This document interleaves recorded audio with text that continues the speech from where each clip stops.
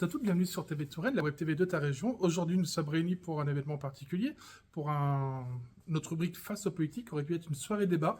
Malheureusement, ce soir, ça ne sera pas une soirée débat, ça sera plutôt un tête-à-tête avec monsieur Daniel Labaronne, car la candidate RN n'a pas répondu à nos invitations pour débattre ce soir avec monsieur Labaronne. Bonsoir monsieur Labaronne, pouvez-vous vous présenter déjà un tout petit peu pour nos viewers qui ne vous connaissent pas? Très bien, écoutez, bonsoir à tous. Je suis Daniel Labaronne, député sortant depuis 7 ans. J'habite Amboise et je me réjouissais de pouvoir débattre avec la candidate du Rassemblement national. Mais j'observe qu'une fois de plus, elle fait un refus d'obstacle. Elle ne vient pas débattre devant une caméra, dans une campagne où normalement on doit débattre pour éclairer les électeurs, donc je regrette qu'elle ne soit pas là. Pour notre part, on va vous poser un certain nombre de questions qui étaient prévues, qu'on devait poser aux deux candidats. Malheureusement, comme on l'a évoqué, on n'en a qu'un seul. Du coup, ça sera peut-être un peu plus rapide. Question.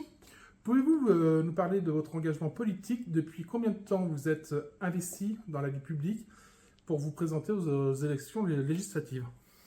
Écoutez, mon engagement politique, c'est une longue histoire. Moi, à l'âge de 10 ans, je voulais être député. Voilà.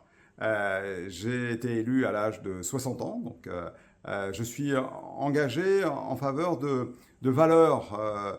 Ces valeurs, pour moi, c'est les valeurs de la République, de l'humanisme, du progrès, notamment du progrès économique, mais pour moi, le progrès économique doit être mis au service de la justice sociale.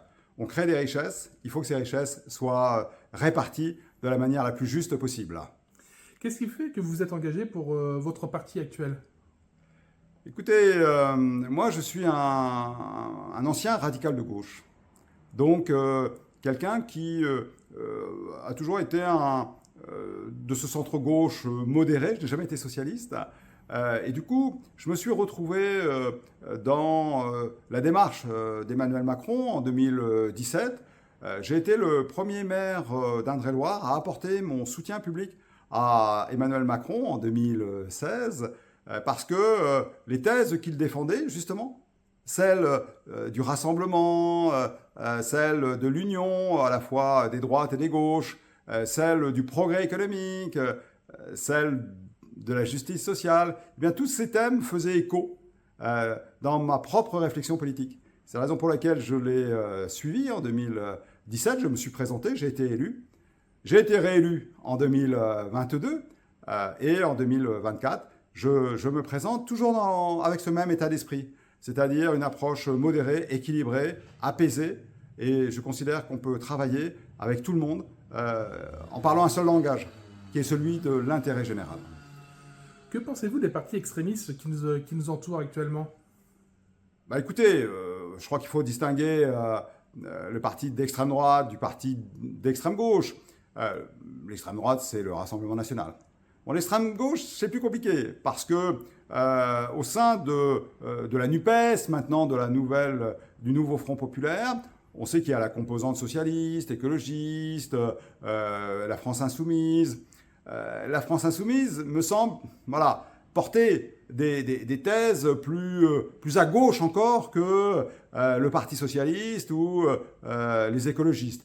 Par conséquent, je me sens plus proche, en définitive, de cette gauche modérée, de cette écologie modérée, plutôt que de cette gauche un petit peu véhémente, représentée par la France insoumise.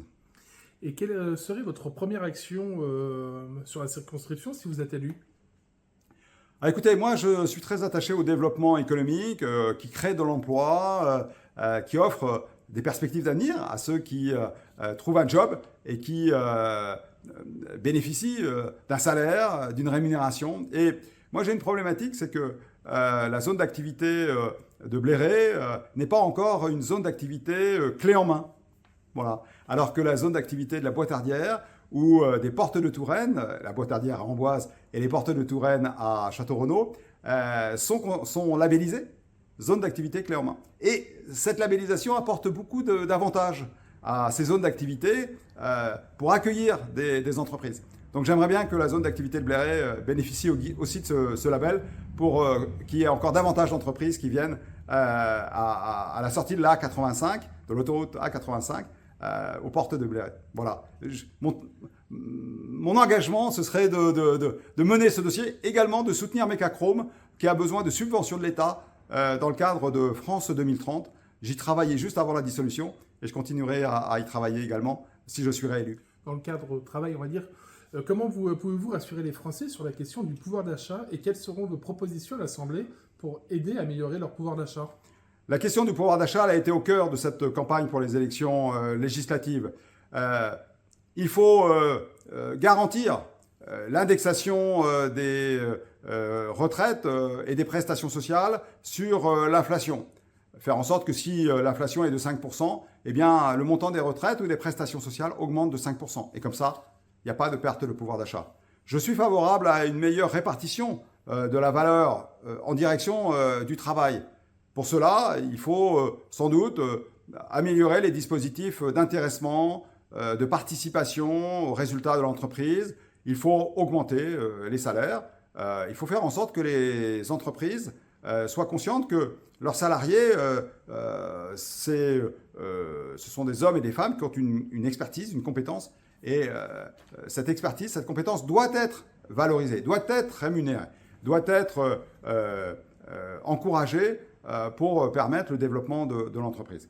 Et puis, nous avons pris des engagements s'agissant de l'électricité, puisque nous savons que nous allons pouvoir bénéficier d'une baisse de 15% du montant de l'électricité. Autant de mesures, à la fois en ce qui concerne le travail qu'en ce qui concerne nos dépenses quotidiennes, je pense à l'électricité, qui sont susceptibles d'améliorer le pouvoir d'achat. On va vous poser quelques questions au niveau de la sécurité, entre autres un sujet qui intéresse tout particulièrement nos abonnés. Pouvez-vous nous parler de l'implantation des centres délocalisés des migrants, comme le CADA? Alors écoutez, le CADA à Amboise ne me semble pas poser de problème en ce qui concerne les personnes qui y résident. Elles sont en attente de savoir si elles vont bénéficier du statut de réfugié. Et donc, elles ont tout intérêt à se comporter de manière tout à fait responsable. Je note que dans la circonscription, j'ai obtenu l'installation d'une nouvelle brigade de gendarmerie à Azé-sur-Cher. Je note que dans ma circonscription, les effectifs de gendarmerie ont augmenté de manière tout à fait significative. J'ai beaucoup travaillé. Pas que les effectifs d'ailleurs. Les gendarmes disposent de nouveaux véhicules automobiles qui leur permettent d'être plus rapides et également des véhicules électriques qui leur permettent de s'approcher des zones où il y a des hold-up et comme ça, les malfrats n'entendent pas les voitures arriver. C'est ce que m'ont dit les gendarmes et ils m'ont remercié pour ces équipements automobiles qui sont venus vraiment renforcer l'efficacité de leur intervention sur le terrain. Voilà ce que c'est qu'un député de terrain. C'est de se battre en faveur de la sécurité de nos concitoyens en renforçant les effectifs de gendarmerie sur un territoire rural comme le nôtre. Donc vous avez partiellement répondu à la prochaine question. Quelles sont vos propositions pour renforcer la sécurité dans votre circonscription au cours de votre prochain mandat? Alors, la question de la sécurité, elle est aussi au cœur des préoccupations de nos concitoyens. Beaucoup d'incivilité, beaucoup de non-respect de l'autorité. Moi, d'une manière plus générale, pas forcément dans la circonscription, je souhaite que l'on mette davantage l'accent sur la question de la sécurité, de l'autorité, de l'identité nationale. J'en ai un petit peu assez que l'on critique d'une manière un peu systématique la France, pays d'accueil, pays des droits de l'homme, pays de la tolérance, pays ou république laïque. Je considère que ces notions-là doivent être respectées par toutes celles et tous ceux qui viennent en France et qui veulent vivre dans la communauté nationale. Je rappelle que pour moi, la République française est une république une et indivisible. Et je suis absolument contre toute forme de communautarisme au sein de notre République. Et je crois que c'est un dossier sur lequel on peut se retrouver avec des députés du centre droit comme des députés du centre gauche. En tous les cas, moi, je suis favorable à ce qu'on y travaille tous ensemble. Quelles solutions proposez-vous pour améliorer l'accès aux soins de la santé sur la zone rurale de la circonscription? Alors, nous avons déjà fait beaucoup de choses pour mieux rémunérer les stagiaires en médecine qui viennent faire leur stage en milieu rural. Nous leur avons permis d'avoir des logements plus faciles, une prise en compte de leurs frais kilométriques. Bon. Nous avons mieux rémunéré les médecins stagiaires qui encadrent les jeunes médecins. Nous avons remis en place des zones dans lesquelles des jeunes médecins qui viennent s'installer vont bénéficier d'exonérations sur le plan fiscal, sur le plan social. Ça, je crois que ce sont des bonnes mesures. Nous avons abandonné le numerus clausus, c'est-à-dire cette barrière qui empêchait, en fin de compte, un certain nombre d'étudiants en médecine de pouvoir poursuivre leurs études parce que voilà, il y avait une sorte de quota. Nous avons fait sauter ce quota. Alors, bien évidemment, les résultats ne se feront pas sentir immédiatement parce que pour former un médecin, il faut quelques années. Mais déjà, on voit que sur la question de l'accès aux soins, les choses commencent à se détendre. Ça ne va peut-être pas suffisamment vite. Je crois aussi qu'il faut faire un effort et aller plus loin s'agissant de la responsabilisation des infirmiers libéraux sur notre territoire. Je pense que nous pouvons donner plus de responsabilité encore aux infirmiers pour faire des actes qui permettraient de libérer du temps de médecine de la part des médecins. Nous l'avons déjà fait d'ailleurs pour les pharmaciens qui ont été autorisés, par exemple, à vacciner très largement durant la période du Covid. Eh bien, je pense que s'agissant des infirmiers, il faut que nous leur faisions encore plus confiance. Ce sont des personnels paramédicaux qui ont une formation, qui sont compétents, qui sont dévoués et qui permettraient, si on leur donnait plus de responsabilités, de libérer du temps de médecine des médecins dans leur cabinet. On n'oublie pas, sur le territoire, nous avons une terre agricole, principalement. Comment comptez-vous continuer à aider les agriculteurs et surtout à valoriser les produits locaux et les circuits courts?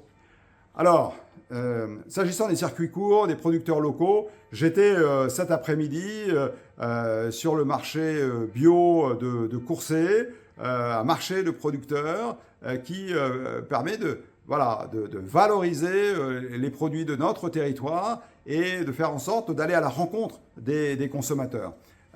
Moi, je souhaite qu'on amplifie, en fin de compte, ces initiatives de marché de producteurs dans toutes nos communes. Courcey, c'est une toute petite commune de 800 habitants sur les bords de l'Indre. Eh bien, il y avait un monde fou. Il y avait un monde fou cet après-midi. D'une manière plus générale, j'ai voté la loi d'orientation agricole, ce que n'a pas fait le Rassemblement national, par exemple. Nous avons encore des projets de loi à venir qui viennent compléter ce projet de loi d'orientation. Je serai un acteur important dans le cadre de cette discussion des projets de loi à venir, s'agissant de la transmission des exploitations, s'agissant de l'installation des jeunes agriculteurs, s'agissant de la simplification de l'activité agricole, s'agissant du respect que l'on doit à l'agriculture, considérée dorénavant comme une grande cause nationale et d'intérêt national. Ça veut dire que l'agriculture, si je puis dire, est au-dessus du panier par rapport à toutes les autres activités. Je crois que c'est une bonne chose. Moi, fils d'agriculteur, je m'engage bien évidemment à continuer à être aux côtés des acteurs de cette belle et grande profession qu'est la profession agricole. Dans le contexte particulier de ces nouvelles élections, comment voterez-vous les propositions de loi qui seront soumises par les différentes composantes de l'Assemblée nationale ? Écoutez, à l'heure où on se parle, je ne sais pas quelle sera la composition de l'Assemblée nationale. Je ne sais pas quelles seront les forces en présence. Peut-être serons-nous face à une situation, un tiers Rassemblement national, un tiers Bloc central et un autre tiers nouveau Front populaire. Moi, je pense que l'on peut travailler avec le nouveau Front populaire. On peut avancer sur un certain nombre de propositions. Nous l'avions fait d'ailleurs sous l'ancien mandat. Je rappelle au passage qu'en 2 ans, on a voté 70 textes législatifs, dont 40 qui venaient des députés eux-mêmes. Et sur ces 40 propositions de loi, 20 ont été votées à l'unanimité. 20 à l'unanimité. Donc, nous savons trouver des compromis dans l'hémicycle avec les députés, je dirais, modérés de droite comme de gauche. Je pense que à partir du 7 juillet, nous pourrons continuer à le faire. Quels sont vos principaux objectifs pour le mandat à venir? Moi, je souhaite une France apaisée. Je souhaite une France où il y a de la cohésion nationale, de la cohésion sociale, de la cohésion et de l'équilibre sur le plan économique. Je ne souhaite pas qu'on mette la France cul par-dessus tête, avec d'un côté une augmentation massive de la dépense publique et des impôts, par conséquent, de la CSG, taxation sur l'épargne, attaque des petites retraites, et en même temps, je ne souhaite pas que la création de richesse ne profite qu'à quelques-uns. Et par conséquent, il faut trouver une voie d'équilibre. Et mes objectifs, ou en tous les cas mon engagement personnel dans cette nouvelle législature, ce sera de trouver les voies et les moyens d'un équilibre nécessaire à trouver pour parler le seul langage qui vaille, celui de l'intérêt général et du bien-être de nos concitoyens. Un dernier mot pour nos viewers ou téléspectateurs et vos potentiels électeurs avant ce second tour. Écoutez, je crois qu'il faut faire obstacle à l'arrivée d'une candidate du Rassemblement national.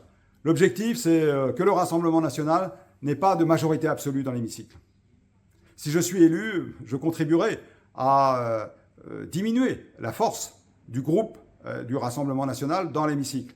Et donc, vraiment, il faut que toutes celles et tous ceux qui se réclament de valeurs républicaines, humanistes, progressistes, s'associent pour faire obstacle à l'arrivée d'une candidate supplémentaire du Rassemblement national dans l'hémicycle.